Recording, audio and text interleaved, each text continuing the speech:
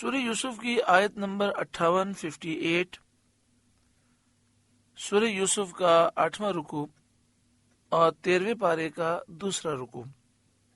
وَجَاءَ إِخْوَةُ يُوسُفَ، اور یوسف کے بھائی آئے، فَدَخَلُوا عَلَيْهِ، تو یوسف کے پاس وہ حاضر ہوئے، فَعَرَفَهُمْ، تو انہوں نے انہیں پہچان لیا، وَهُمْ لَهُ مُنْكِرُونَ، اور وہ یوسف سے انجان رہے، پہچان نہ سکے۔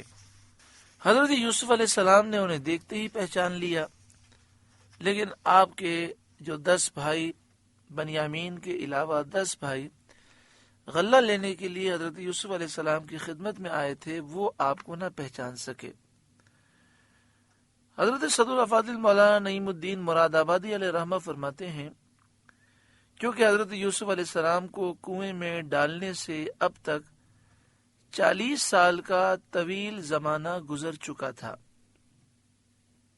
اور بھائیوں کو یہ خیال بھی نہ تھا کہ یہ یوسف ہوں گے۔ وہ تو یہ سمجھتے تھے کہ حضرت یوسف علیہ السلام کا انتقال ہو چکا ہوگا، اور یہاں آپ تخت سلطنت پر شاہانہ لباس میں شوکت و شان کے ساتھ جلوہ فرما تھے، اس لیے انہوں نے آپ کو نہ پہچانا۔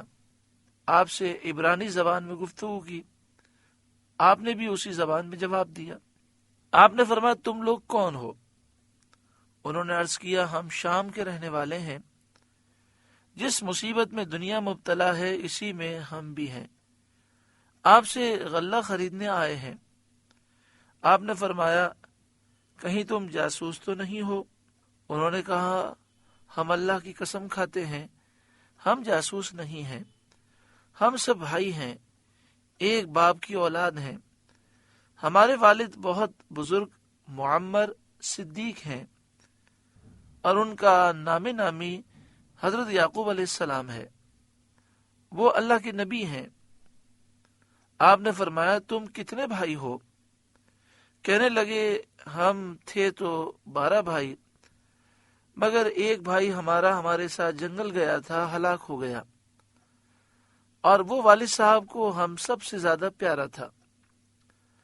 فرمایا اب تم کتنے ہو؟ عرض کیا ابھی ہم 10 آئے ہیں۔ فرمایا 11واں کہاں ہے؟ وہ کہنے لگے وہ والد صاحب کے پاس ہے، کیونکہ جو بھائی ہلاک ہو گیا وہ اسی کا حقیقی بھائی تھا۔ اب والد صاحب کی اسی سے کچھ تسلی ہوتی ہے۔ حضرت یوسف علیہ السلام نے ان بھائیوں کی بہت عزت کی اور بہت خاطر مدارت سے ان کی میزبانی کی۔ وَلَمَّا جَهَّزَهُمْ بِجَهَازِهِمْ، اور جب ان کا سامان مہیا کر دیا، ہر ایک کا اونٹ بھر دیا اور زاد سفر دے دیا، یعنی آپ نے ہر ایک کو ایک اونٹ کا بوجھ دیا غلے کا، اور پورے سفر کا انہیں سامان بھی دیا۔ قَالَ ائْتُونِي بِأَخٍ لَكُم مِّنْ أَبِيكُمْ، فرمایا اپنا سوتیلا بھائی میرے پاس لے آؤ، یعنی بنیامین کو اب آئندہ لے کر آنا۔ أَلَا تَرَوْنَ أَنِّي أُوفِي الْكَيْلَ وَأَنَا خَيْرُ الْمُنزِلِينَ، کیا نہیں دیکھتے کہ میں پورا ماپتا ہوں اور میں سب سے بہتر مہمان نواز ہوں؟ یعنی اس کو لے آؤ گے تو ایک اونٹ غلہ اس کے حصے کا اور زیادہ دوں گا۔ فَإِن لَّمْ تَأْتُونِي بِهِ، پھر اگر اسے لے کر میرے پاس نہ آؤ، فَلَا كَيْلَ لَكُمْ عِندِي وَلَا تَقْرَبُونَ، تو تمہارے لیے میرے یہاں ماپ نہیں اور میرے پاس نہ پھٹکنا، میرے پاس تم نہ آنا۔ قالوا، بولے سنراود عنہ اباہ، ہم اس کی خواہش کریں گے اس کے باپ سے، وَإِنَّا لَفَاعِلُونَ، اور ہمیں یہ ضرور کرنا ہے۔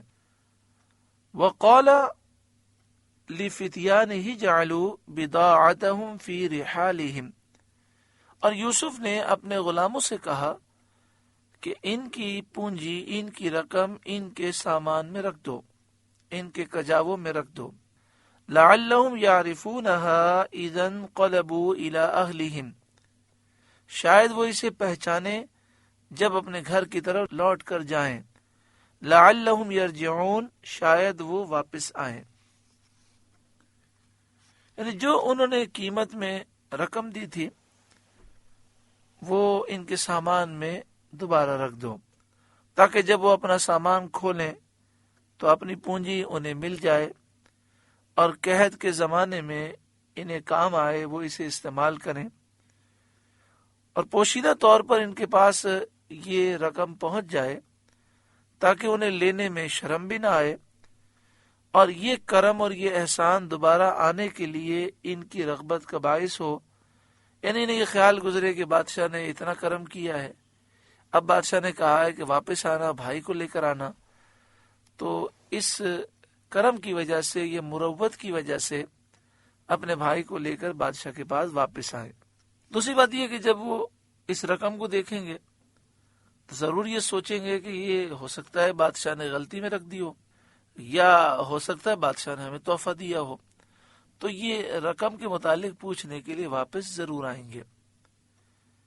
اس لیے آپ نے حکم دیا کہ یہ رقم ان کے سامان میں چھپا دی جائے. فلما رجعوا الى ابیہم، پھر جب وہ اپنے باپ کی طرف لوٹ کر گئے اور بادشاہ کے حسن سلوک اور اس کے احسان کا ذکر کیا اور کہا کہ بادشاہ نے ہماری وہ عزت و تکریم کی کہ اگر آپ کی اولاد میں سے کوئی ہوتا تو بھی ایسا نہ کر سکتا، تو آپ نے فرمایا اب اگر تم بادشاہ کے پاس جاؤ تو میری طرف سے سلام پہنچانا اور کہنا کہ ہمارے والد تیرے حق میں تیرے اس سلوک کی وجہ سے دعا کرتے ہیں. قالوا یا ابانا منع منا الکیل، تو جب آپ نے کہا کہ اب جانا غلہ لینے کے لیے تو بادشاہ کو ہمارا سلام کہنا اور یہ کہنا کہ وہ تیرے لیے دعا کرتے ہیں ہمارے والد. قالوا، تو وہ کہنے لگے یا ابانا، اے ہمارے والد، منع منا الکیل، ہم سے غلہ روک دیا گیا ہے، اگر آپ ہمارے بھائی بنیامین کو نہ بھیجیں گے تو غلہ نہ ملے گا. فارسل معنا اخانا نقتل وإنا له لحافظون، تو ہمارے بھائی کو ہمارے ساتھ بھیج دیجئے کہ غلہ لائیں اور ہم ضرور اس کی حفاظت کریں گے.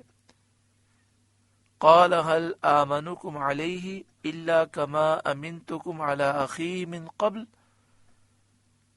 آپ نے فرمایا کیا اس کے بارے میں تم پر ویسا ہی اعتبار کر لوں جیسا پہلے اس کے بھائی کے بارے میں کیا تھا؟ اس وقت بھی تو تم نے یہ وعدہ کیا تھا کہ ہم اس کی حفاظت کریں گے. فاللہ خیر حافظا، تو اللہ سب سے بہتر نگہبان، وہو ارحم الراحمین، اور وہ ہر مہربان سے بڑھ کر مہربان ہے. صدر الافاضل مولانا نعیم الدین مراد آبادی علیہ رحمہ، جنہوں نے یہ تفسیر لکھی ہے خزائن العرفان، ان کے ایک مرید و خلیفہ اندرونی سندھ میں تھے اور انتہائی بڑی عمر تھی، غالباً 90 یا 100 سال سے زائد عمر تھی. ان کی خدمت میں جب ہم حاضر ہوئے تو انہوں نے کسی کو حافظے کا وظیفہ بیان کیا. کسی نے کہا حضرت دعا کریں کہ میرا حافظہ مضبوط ہو جائے، تو فرمایا چلتے پھرتے یہ پڑھا کرو فاللہ خیر حافظا، فاللہ خیر حافظا، فاللہ خیر حافظا. اور اسی طرح مفتی اعظم ہند علیہ رحمہ کے ایک خلیفہ بزرگ ہیں، ان سے ملاقات کا شرف ملا، تو ماشاءاللہ بہت قوی حافظہ ہے، عمر مبارک 90 سال سے زائد ہوگی، لیکن 50 سال پرانی باتیں بھی بڑی ازبر ہیں. تو ان سے پوچھا کہ حضرت یہ حافظہ ماشاءاللہ آپ کا اتنا قوی ہے، تو حافظے کے لیے کیا وظیفہ پڑھنا چاہیے؟ تو آپ نے فرمایا چلتے پھرتے درود پاک پڑھو. تو اب آپ ان دونوں وظیفوں کو جمع کر لیں، یعنی چند مرتبہ درود پاک پڑھیں، چند مرتبہ پڑھیں فاللہ خیر حافظا، تو انشاءاللہ تعالی حافظہ مضبوط ہوگا. وَلَمَّا فَتَحُوا مَتَاعَهُمْ وَجَدُوا بِضَاعَتَهُمْ رُدَّتْ إِلَيْهِمْ، اور جب انہوں نے اپنا سامان کھولا اپنی پونجی اپنی رقم پائی کہ ان کو پھیر دی گئی ہے۔ قالو وہ بولے یا ابانا ما نبغی، اے ہمارے والد اب ہم اور کیا چاہیں، یعنی بادشاہ کتنا اچھا ہے کہ اس نے ہماری رقم بھی ہمیں واپس کر دی۔ ہذہ بضاعتنا ردت الینا، یہ ہماری پونجی کہ ہمیں واپس کر دی گئی۔ ونمیر اہلنا، اور ہم اپنے گھر کے لیے غلہ لائیں۔ ونحفظ اخانا، اور اپنے بھائی کی حفاظت کریں۔ ونزداد کیل بعیر، اور ایک اونٹ کا بوجھ اور زیادہ پائیں۔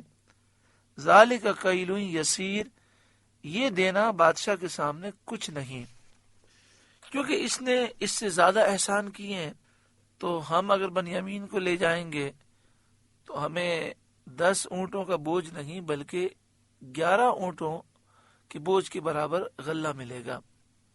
قال، حضرت یعقوب علیہ السلام نے فرمایا، لن ارسلہ معکم، میں ہرگز بنیامین کو تمہارے ساتھ نہ بھیجوں گا، حتی تؤتونی موثقا من اللہ، جب تک تم مجھے اللہ کا یہ عہد نہ دے دو، لتأتوننی بہ الا ان یحاط بکم، کہ ضرور اسے لے کر آؤ گے مگر یہ کہ تم گھر جاؤ، یعنی جب تک تم اللہ کی قسم کھا کر یہ نہ کہو گے کہ ہم بنیامین کی حفاظت کریں گے، اس وقت تک میں تمہارے ساتھ بنیامین کو نہیں بھیجوں گا۔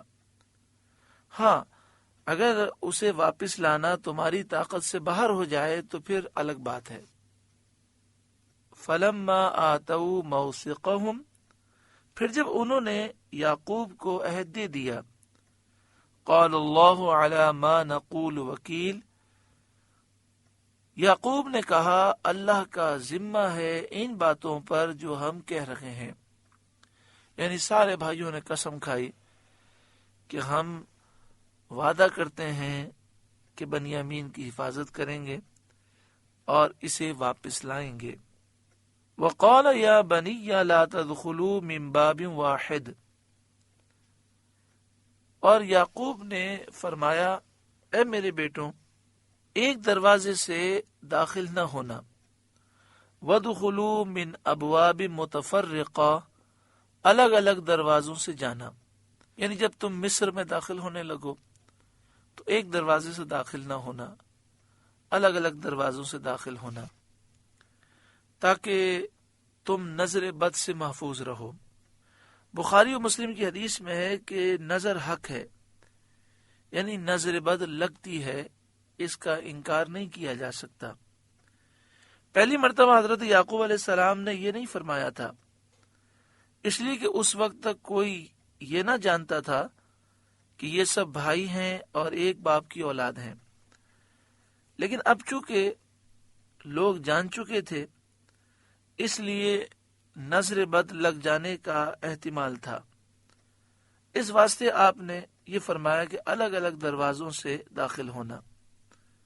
اس سے معلوم ہوا کہ آفتوں اور مصیبتوں سے بچنے کی تدبیر کرنا اور مناسب احتیاطیں کرنا یہ انبیاء کا طریقہ ہے، اور اس کے ساتھ ہی حضرت یعقوب علیہ السلام نے معاملہ اللہ کے سپرد کیا اور یہ بتا دیا کہ باوجود احتیاطوں کے توکل، اعتماد اور بھروسہ اللہ پر ہے، اپنی تدبیر اور اپنی احتیاطوں پر بھروسہ نہیں۔ وما اغنی عنکم من اللہ من شیء، حضرت یعقوب علیہ السلام نے فرمایا میں تمہیں اللہ سے بچا نہیں سکتا، جو مقدر میں لکھا ہے وہ تدبیر سے ٹالا نہیں جا سکتا۔ ان الحکم الا للہ، حکم تو سب اللہ ہی کا ہے۔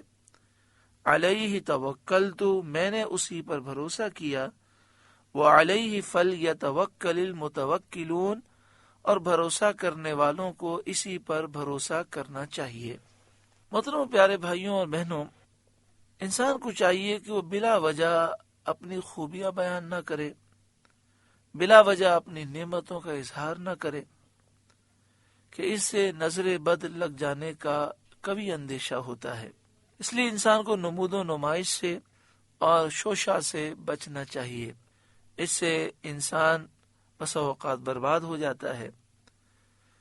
اور اس کے علاوہ انسان کو چاہیے کہ وہ فجر کی نماز کے بعد اور مغرب کی نماز کے بعد 7 مرتبہ آیت الکرسی پڑھ کر اپنے ہاتھوں پر دم کر کے اپنے جسم پر پھیر لے، اور جسم پر دم کر لے تو انشاءاللہ تعالی نظر بد، آسیب، جادو ٹونے سے محفوظ رہے گا۔ جہاں یہ محسوس ہو کہ نظر لگ گئی تو چاہیے کہ سورہ قلم کی آخری 2 آیتیں 7 مرتبہ پڑھ کر دم کر دی جائیں۔ اگر یہ خیال ہو کہ کاروبار پر، گھر وغیرہ پر نظر لگ گئی ہے تو اس کا تصور کر کے اس پر دم کر دیا جائے۔ کوئی چیز اچھی لگے تو انسان کو چاہیے کہ وہ کہے ما شاء اللہ لا قوت الا باللہ۔ اگر کوئی تعریف کرے اور وہ ماشاء اللہ نہ کہے تو اس سے لڑنے یا جھگڑنے کی حاجت نہیں ہے، بلکہ خود کہہ دیں۔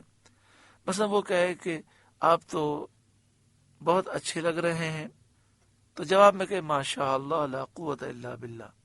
تو اس طرح کا جملہ کہہ دینا چاہیے، انشاءاللہ تعالی نظر بد سے انسان محفوظ رہے گا۔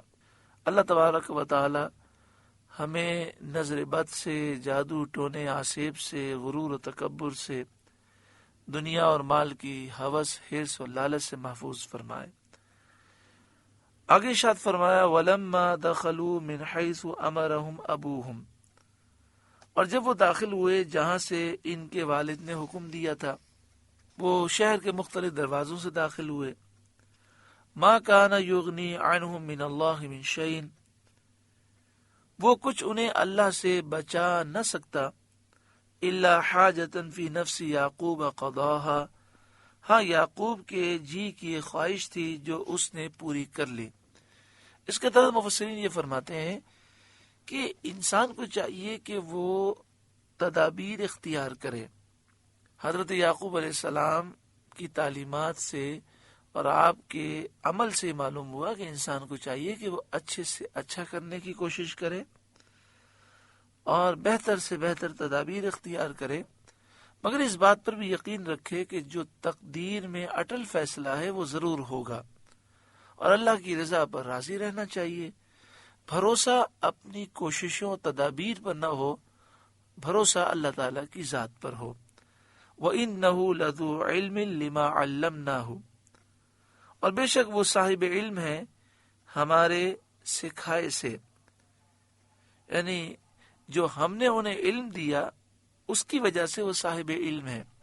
آپ دیکھیں یہاں پر حضرت یعقوب علیہ السلام کے علم کی تعریف کی گئی تو معلوم ہوا کہ یہ تدابیر اختیار کرنا ایک اچھی چیز ہے، اس میں کوئی حرج نہیں۔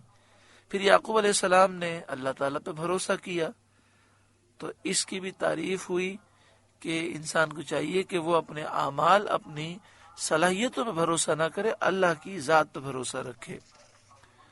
وَلَكِنَّ أَكْثَرَ النَّاسِ لَا يَعْلَمُونَ، مگر اکثر لوگ نہیں جانتے۔ جو اللہ تعالیٰ نے نیک لوگوں کو علم دیا ہے، اللہ تعالیٰ جو انہیں علم دیتا ہے، اکثر لوگ اس بات کو جانتے نہیں ہیں۔ سورہ یوسف کا 8واں رکوع مکمل ہوا۔ اللہ رب العالمین اس رکوع کے نور سے ہمارے قلوب کو روشن منور فرمائے۔